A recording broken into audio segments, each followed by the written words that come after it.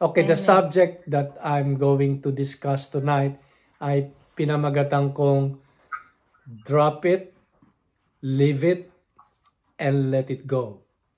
Ang ating text ay mababasa natin sa Matthew 11 verses 25 to 26 sa Modern Amplified Bible na version. Kasi sa ibang version, wala yung salitang drop it, leave it, and let it go. Pero sa translation na ito, ang sabi ni Jesus, and whenever you stand praying, if you have anything against anyone, forgive him. Forgive her. And let it drop. Ibig sabihin, kung may dinadala ka, at maalala mo sa prayer meeting na ito o sa Bible study na ito, you have to forgive the person. The person who hurt you deeply, shame you, belittled you, harass you, mock you, o naging racist sa'yo, broken promises, na sinabi ng employer ganito, tas hindi ginagawa, and you were deeply hurt, so, pag naalala mo ito, sabi ni Lord, if you have anything against anyone, forgive that person. Yes. Then, sa Amplified Translation, ang sabi, let it drop. Dala-dala mo, drop it. Okay? Pagkatapos i-drop, leave it, walk away. Let it go. Ang outcome nun, in order that your Father who is in heaven may also forgive you your own failings and shortcomings, and the Lord will drop your case. Amen. Ang gandang translation, He will let them drop if you will drop all the baggages na dinadala natin laban sa isang tao. Shall we say amen? Amen. So, we all have had negative things happen to us. People did wrong or did us wrong. Maalala natin yon. Marami. Maring work colleague natin, they are not polite to us, they were rude to us, they were snobby, they don't even give us a smile, they were parang galit sa atin. Maybe some of our relatives are disrespectful, someone is bad-mouthing us or bad-mouthing you, a friend or relatives betrayed you. Perhaps isang business mo, it's on the cliff. Halos zero na yung savings. Wala nang emergency funding na dati may savings ka, may emergency funding pa. Pero ang business ay nasa cliff. Maaring ang ating mga anak ay struggling financially, nahihirapan dahil sa cost ng mga ganito, ganoon, o mga unexpected bills, or the rent is high, ang inflation ay worldwide, hindi lang nationwide. Punta ka sa supermarket, and we end up carrying around all these baggages that weigh us down. Na minsan parang may 10 kilos na pork na nakahook sa ating mga mukha habang tayo naglalakad. Because of those things that is happening or that happens to us, and we are carrying them. And it's easy to go through life blaming others. Ang daling manisi. And sometimes we are blaming ourselves. And I even heard few people blaming the Creator. Narinig ko fresh from sa bibig nila. Bakit? Sapagkat may nangyaring hindi maganda. And the reason why this blaming spirit, you know what? Blaming will take away your joy. Yeah. So blaming, they are blaming because people were always looking back, thinking all of these negative things repeatedly, paulit-ulit. Parang sa Filipino saying, sirang plaka, broken record. Paulit-ulit. And you won't live a victorious life if you're always remembering what didn't work out, who hurt you, o the mistakes na nagawa mo. Kung puno ka ng regrets sa buhay, at pwede mong sabihin na hindi ko na-raise ang aking anak o mga anak ng properly, ng tama. But brothers and sisters, you can't do anything about yesterday. Wala ka na magagawa ron. Living guilty and condemned doesn't make it any better. Yeah. Amen. Am I right? Yes. Amen po. That's true. Amen.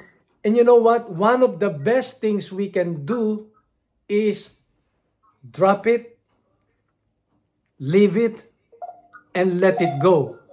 Yun ang isang bagay na pwede nating matutunan na para ma-overcome ang mga naaalala nating hindi maganda is drop it, leave it, and let it go. Whether these things happened 30 years ago or 30 seconds ago, carrying negative baggage from yesterday ay mabigat. Sabi nga ni Sister Jocelyn sa kanyang pasimula sa Hebrews 12:1, kung tayo tumatakbo sa race carrying one sack of rice, 50 kgs, it will slow us down. We can't reach our destination. So don't carry negative baggage from yesterday into today. Yun nga ang reason bakit tinawag itong past. Because past it's over. It's done. It's history. Now, note this. This is a powerful statement. I got inspired. This is a powerful statement. Now, kung ito'y over, done, and it's history, now do your part. Do your part. Meaning, anong part mo? Drop it, leave it, and let it go. You know, sometimes God is not going to help us because He knows there are things that you can do it yourself. Hingi ka ng hingi, pray ka ng pray. Walang nangyayari kasi hindi yun ang bahagi ng Diyos para gagawin niya sa'yo. That is your part. Kasi para tayong husband and wife partnership. May gagawin siya, may gagawin ka rin. So, ang role mo dito, kung merong baggage, kung merong nanakit, kung merong disrespectful sa atin, your part is to drop it. That is not God's part. Leave it. That is not God's part. Your part, my part. And let it go. So ulitin ko, minsan God is not going to help us because He knows there are things that you can do it yourself and you are not doing it. So it's a partner relationship. Sabi ko last Friday sa meeting namin, I am inspired for the past couple of days thinking about this drop it, leave it, and let it go. Pag hinulog mo, you have to walk away. Okay. Sabi ko sa kanila, sa mga colleagues ko, invite your friends and have a funeral service. I-bury na natin. Laglag natin, ilibing natin. Kailangan hindi 3 feet under. Kasi babaho maamoy pa rin. Kailangan 6 feet under. Amen. Say amen. Amen. 6 feet under. Let's bury it. Magkaroon ng funeral. Tama na, tapos na eh. It's over. Ang mahirap kung lagi mong naiisip yung hurt, then parang inaalaw mo na i-hurt ka pa rin dahil lagi mong sinasabi, lagi mong iniisip. Are we following? Are we understanding? Amen. So you have to drop it.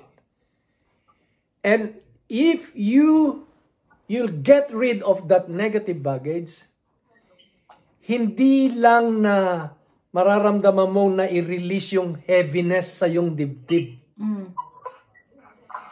Ikaw ay papasok sa isang parang magle-level up ka sa spirituality mo, sa mental health mo, emotion mo, affected ang physical mo, na inihanda ng Diyos. Yun ang gusto niya. Gawin mong stepping stone lahat itong mga baggages. Amen. Tapakan natin, gawin nating tungtungan. Amen. Mga kapatid, naalala ko noong kinaptivate ang mga Israelitas sa Babylon ng ilang taon? 70 years. They were captivated for 70 years. Listen to this. Jeremiah 29. Ito, paboritong-paborito ng maraming mga simbahan. Yung binabasa nilang, for I know the plans I have for you, declares the Lord, plans to prosper you and not to harm you, plans to give you hope and a future. Di ba familiar tayo dyan, naririnig natin lagi. Pero bago sa verse 11, simulan natin yung kwento doon sa verses 4 hanggang verses 7. Anong sinasabi doon? Okay, ito ang sabi ng Diyos kay Propetang Jeremias. Jeremiah, tell the people, tell my people, tell the Jews, tell the Israelites, na they have to build houses kahit nandun sila sa Babylon. Listen to this. Build houses and live in them. Settle in the land, plant gardens, and eat the food you grow. Get married and have sons and daughters. Find wives for your sons and let your daughters be married. Do this so that they also may have sons and daughters. Have many children and grow in number in Babylon. Don't become fewer in number. Depression ng sign nun pagka hindi kayo magmumultiply. Kahit kayo ay alipin ng 70 taon, dahil aalipinin kayo ng 7 taon, yan ang sinabi ng Panginoon, magtanim kayo, magdilig kayo, mag-araro kayo, magtayo kayo ng bahay.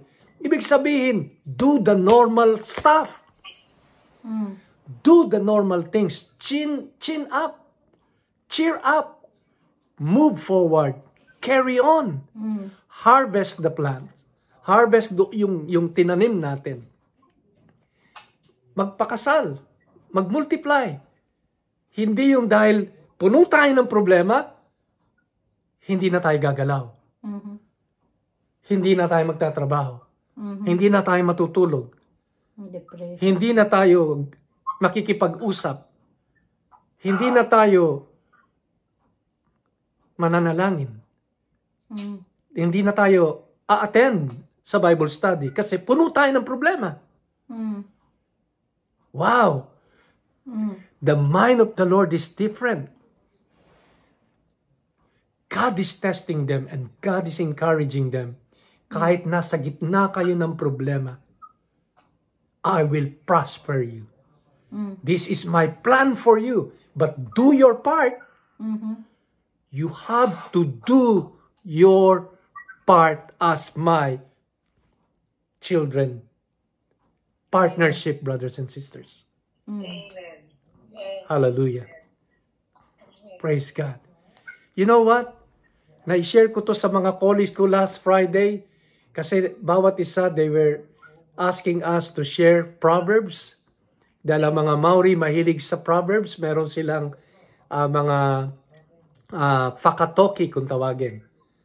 Mhm. At ang mga fakatoki o kawikaan o Proverbs, yan ang nagiging gabay ng kanilang buhay. Mhm. Mga prinsipyo ng buhay. Ang ginawa ko, nag-share ako ng Filipino Proverbs. Filipino sayings. Alam nyo kung ano yung sinyer ko? When the blanket is short, learn to curl for you to fit in it. Matutong mamaluktot kung maikli ang kumot. Wow! It was so powerful Mhm. na maging flexible ka. Mag-adapt ka sa nangyayari. Gumalaw ka, kumilos ka. Kasi pag hindi ka mamamaluktot, dahil maiksi ang kumot, may expose ang iyong kahubaran sa mga legs mo hanggang tuhod mo. You have to curl up. Mhm. You have to find a way to feel that safety, to feel that peace, Mhm. to feel the warmness, kahit kapos ang kumot. Mhm. Can you say amen? Amen. This message is good, mga kapatid. While I'm recording this, and I will share this to our group. Now, you may have a lot of negative things in your past. May mga iniiwasan kang mga tao.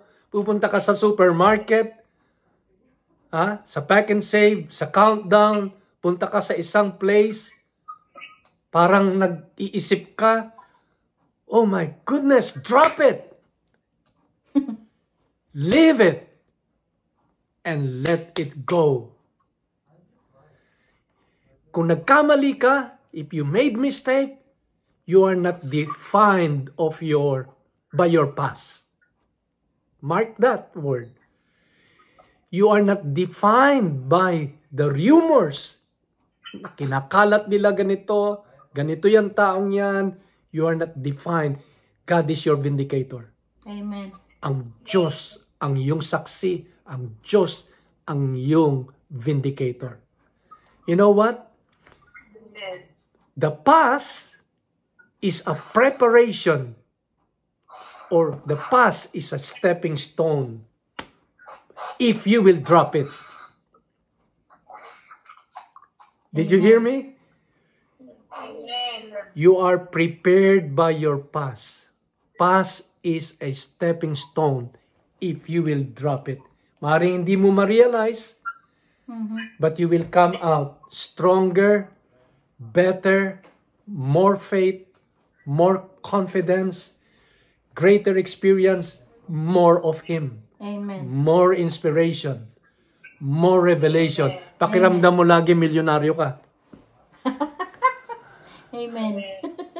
Magulong mundo, mapayapa ka. Amen.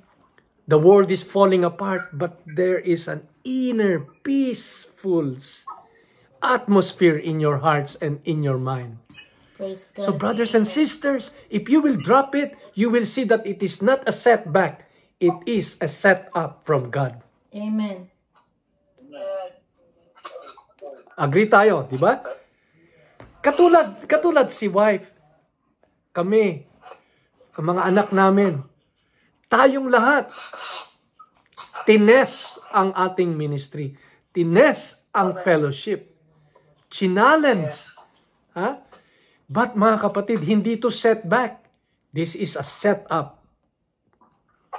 Hindi ito dumating sa atin para tayo bumagsak, mahulog. No. No, mga kapatid. Just do our part, drop it, leave it, and let it go. Anong nangyayari ngayon? May platform na binigay si Lord. Tumungtong kami mag-asawa. Tumungtong kayo. Amen? At ini-encourage natin ang lahat ng mga kapatiran na natest sa panahong ito. Na tumungtong din, i-drop na, tumungtong para maranasan natin ang tinatawag na new level of love. New level of forgiveness na hindi mo dati naranasan. New level of understanding. A peace that passeth understanding. Oh, praise be to God, mga kapatid. Amen. You have a choice. You can be pitiful, sasabihin mo, poor me, or powerful attitude. Anong pipiliin natin? Pity, poor me attitude, or powerful attitude? But you cannot be both. Isa lang. Amen. You know what? Ecclesiastes 7 verse 8, ang sabi ni Lord, better is the end of a thing than the beginning thereof. And the patient in spirit is better than the proud in spirit. Maaring ang pasimula ng buhay mo ay rough. Ang upbringing mo ay rough. Pero ang sabi rito, better is the end. Maaring ang beginning ng ministry ay rough, but at the end, it will be a lot better. Amen. The glory of the latter house is better than the former house. Yan ang sabi rin ng scriptures. Amen. Amen. So don't get stuck on what happened yesterday. Wag tayo may stuck sa nangyari kahapon. Last year. Because God is saying, the better is coming. Amen. Praise God. So if your mind is always in yesterday, sabi ko kay Sister Jocelyn kanina, if your mind is always in yesterday, you are going to move in that direction. Bakit? Nakaharap ka dyan, pero ang lahat ng iniisip mo ay yung kahapon. Hindi ka lumalakad pa sulong, paatras. Hinihila ka ng iyong laging iniisip. Ina-attract mo ang lagi mong ini-entertain sa iyong isip. The greatest battle ever fought is in the mind. Amen. Nandito, hindi sa Iraq, hindi doon sa Somalia, ang grabing digmaan, hindi doon sa Afghanistan, hindi doon sa Russia at saka anong bansa yun? Ukraine. Hindi doon ang grabing digmaan. Ang grabing digmaan ay dito. Dito mga kapatid. So, you can't go forward looking backwards. If you're always thinking about who hurt you, kung ano yung hindi nag-work out, remembering your failures, o kaya grabe ang medical report, at lagi mong sinasabi ganito ang resulta, you're going to get stuck. Mga kapatid, this message, I'm encouraging you, receive this in your spirit. The better is coming. Joy comes in the morning. Healing is available right now. Breakthroughs are coming. Amen. Victory is available now, and victory is coming as well. There's beauty for the ashes. Nagsawa si Job na nandoon nakaupo sa ashes. Sabi niya, no. Sabi niya, I know my God liveth. He is my Redeemer. Tumayo siya sa ashes. So there's beauty. There's beauty doon sa ashes. Amen. Nasunog na yung nakaraan. Let it go. Drop it. Bury it and let it go. Now, may binanggit si Philippians, may kasama kami rito na magpapainit ng pagkain. Okay? So, hayaan niya marinig. Sabi ni Pablo, I focus all my energies on this one thing, forgetting what lies behind and reaching forward to what lies ahead. Ang focus daw ni Pablo, lahat ng kanyang energy ay nakapokus sa isang bagay. Ano yon? Doon sa kanyang hinaharap. Dito. Sabi niya, ito ang kanyang goal. Yun ang kanyang inspirasyon, yung pre-planned ng Diyos para sa kanyang buhay. Mm-hmm. Ang bawat isa ay merong pre-planned. Pinlano na. Anong plano ng Lord? To prosper us, not to harm us. Amen. Yun ang sinabi ng Lord. Ibe-bless niya tayo. Yun ang pre-planned niya. Nakapackage na yun. Yun ang tinitignan ni Paul. Hindi siya nakatingin sa kanyang likuran. Biro niyo siya ang sumulat ng halos kalahati ng New Testament. Ito ang kanyang focus.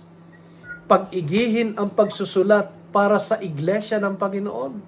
Manalangin mabuti. Amen. Maglingkod mabuti. Yun ang focus niya kahit mahirap ang kanyang pinagdaanan o mga pinagdadaanan. Amen. So ang kanyang energy ay nandoon sa kanyang harapan. Shall we say amen? Amen. Alright. So, anong sabi ng Panginoon? Kung ikaw ay nagpe-pray at meron kang naalala na merong nanakit sa'yo, patawarin natin siya. Drop it, leave it, and let it go. Okay, hindi ko na patatagalin. Meron sa Bible na ang pangalan ay Ahithophel. Si Ahithophel, maaaring hindi nyo na ito maalala. Ahithophel. Pero ito maalala nyo, Bathsheba. Kilala nyo si Bathsheba? Yun yung inagaw na ni David na asawa ni Uriah. Si Ahithophel ay lolo ni Bathsheba. Okay. Si Ahithophel sa 2 Samuel 16:23 tinuring ni Haring David at ni Absalom na anak ni David, tinuring niya na ang lahat ng advice niya sa kanila ay galing sa Panginoon. Isa sa the best na counselor ni David, si Ahithophel.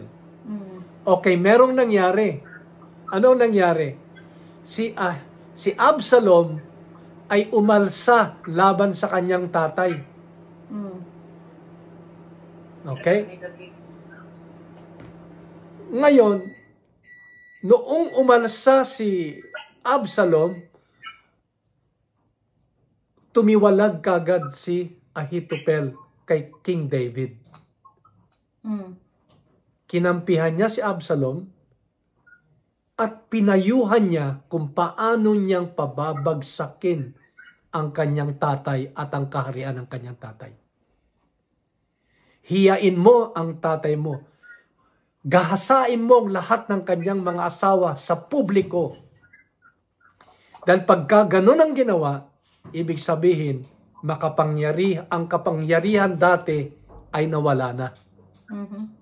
Dahil wala nang tagapagtanggol sa asawa ng current king. At ganun na nangyari. Ang sabi ngayon ni Haring David, sa isang tao, pwede mo bang kausapin si Uriah at baguhin ang kanyang, si Ahithophel, baguhin ang kanyang pag-iisip? Baguhin ang kanyang pinapayo. Kasi ang payo ni Ahithophel kay Absalom, habang mahina si David, gutom, kasama na kanyang mga kawal, atakihin na kagad. Pero ang sabi ni King David doon sa kanyang spy, sabihin mo ito na patagalin muna. Mag-ipon sila ng mas maraming kawal bago kami atakihin. Yun ang binulong niya kay Absalom. Nagbagong isip ni Absalom. Namatay sa digmaan si Absalom. Bakit? Nakabawi ng lakas si David at ang kanyang mga kawal. And then si Absalom ay napatay sa digmaan. Nung malaman ito, mabalitaan to ni Ahithophel, si Ahithophel ay nagbigti. Listen to this. Meron ditong lesson na malaki na napulot ko personally. Bakit kaya tumiwalag si Ahithophel kay David? Samantalang siya ang pinaka-greatest counselor ni David. You know what? Kasi pinapatay ni David yung asawa ni Bathsheba. Yung ginawa ni David kay Bathsheba na pinwersa na maging kanya at pinapatay yung asawa ni Bathsheba na si Uriah, di kaya ito ang dahilan na kahit kasama niya si King David, may kim-kim siya.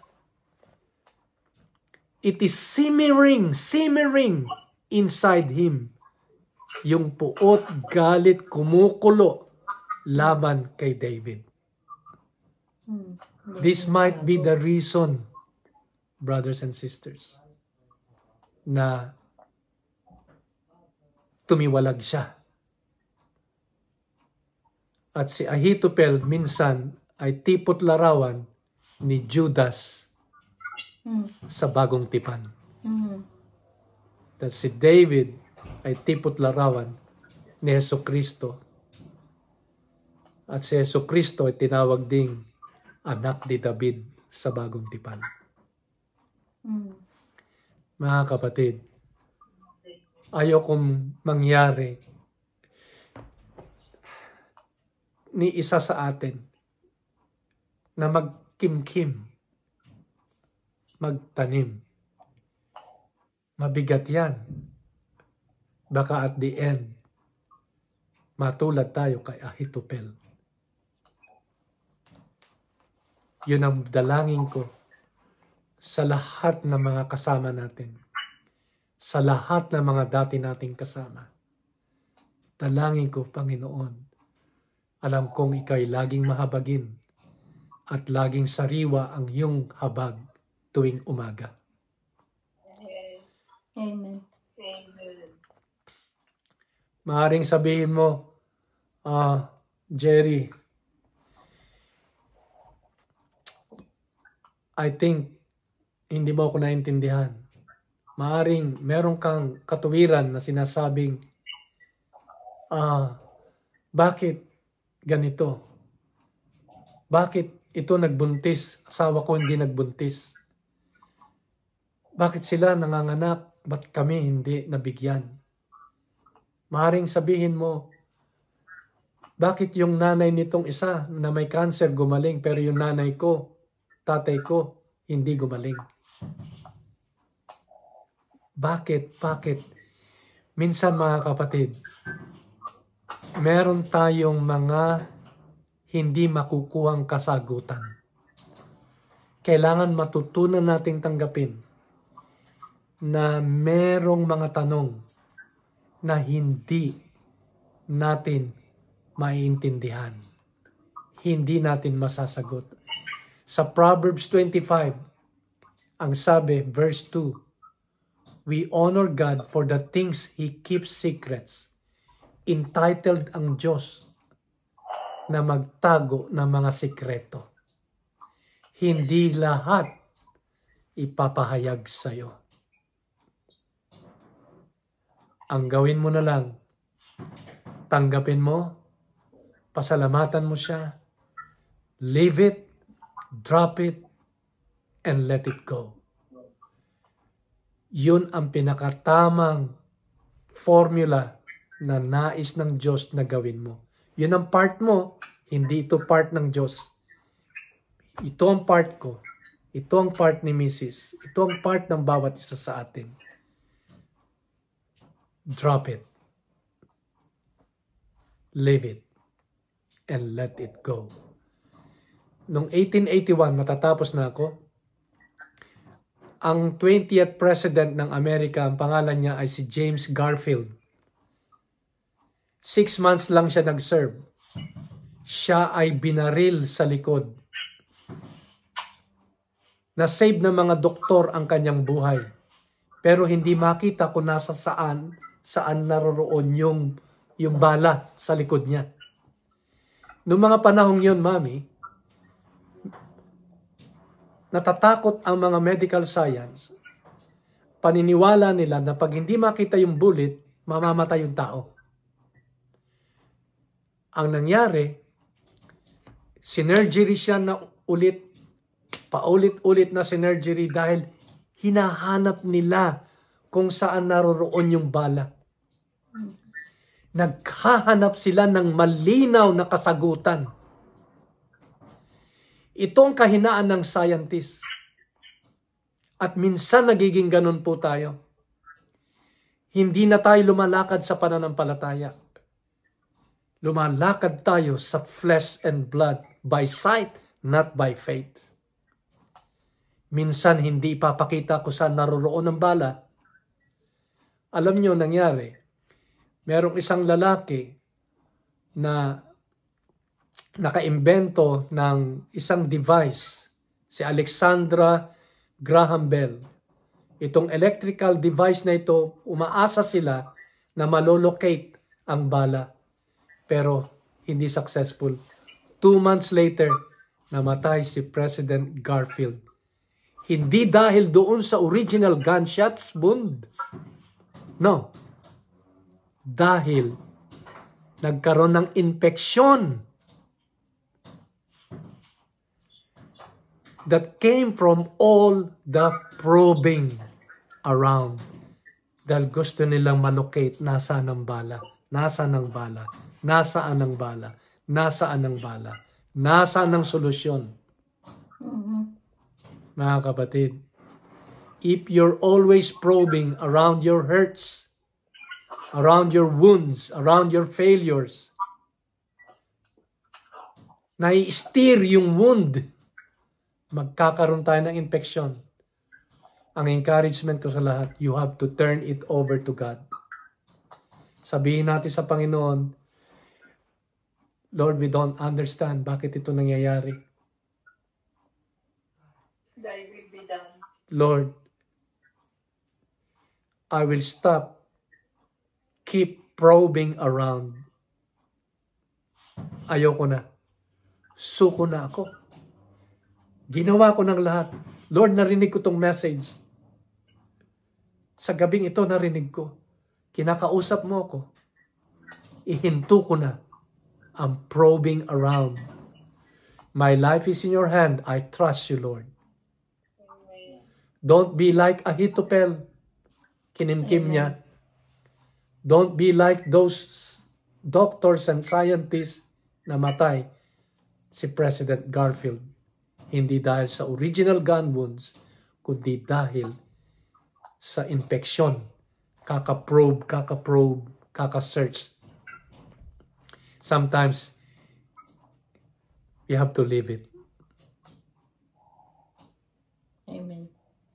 Jesus is calling us. Sabi niya, come unto me. Kayong nabibigatan, and I will give you a perfect rest. Amen. Manalangin po tayo mga kapatid. Lord God, salamat po sa iyong espesyal na mensahe. Thank you, God. Salamat.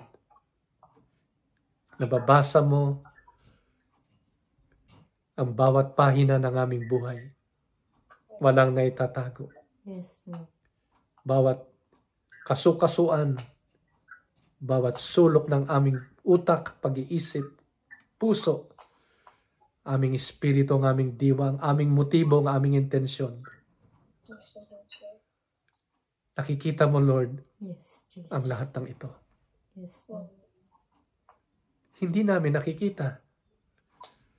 Lord, kaya tulungan mo kaming lumingon lamang sa iyo. Yes. Tumingin lamang sa iyo. Yes, Lord. Pagkatiwala lahat sa iyo. Yes, oh God. Ipaubaya ang lahat sa iyo. Thank you, Lord. Because your plans for us is to prosper. Yes, Jesus. We claim all that promises. Yes, Lord. We receive it tonight. Thank you, Jesus. We let go all the hurts, Yes, all the Lord. bitterness, all the unnecessary things, all the baggages, Yes, God. all the worries. Panginoon, we are now dropping it. Lord, ilibing mo, tulungan mo kami. Yes, God. 6 feet under. Yes, Lord. And we will walk away and stop all of this. Yes.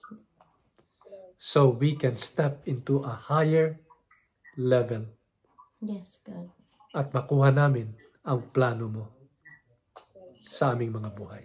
Thank you, In Lord. Jesus Christ's name, we ask all these things. Bless your people. Amen. Amen. Praise God. Thank you, Lord. Amen. Praise God. Praise God mga kapatid.